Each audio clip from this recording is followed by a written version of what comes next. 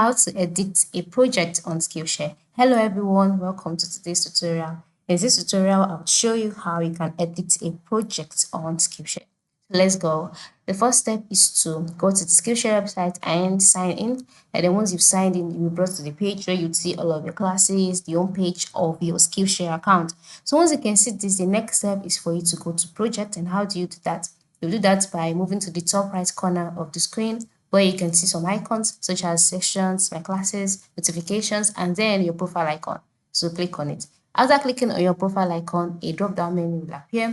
In this menu, you'll see options like my classes, account settings, language, team plans, etc. So go ahead and click on if you've created a project already, you'll see another option here called projects. All right, yes. Now the reason why you cannot see it here for me is because I have not created and I've not edited or created a project before, and also I have not made the requirements needed to create a project. But for you, since you've created your project and then you want to edit it, just go ahead, click on the avatar icon and then select the option project from the drop down menu that appears. And then once you've selected project, you would be able to go to the project site and then you see all of your projects. Then the next step will be for you to find the project you want to edit and then click on it. All right, so once you click on the project, you'll see the edit button on the project. It's usually represented by a pencil icon.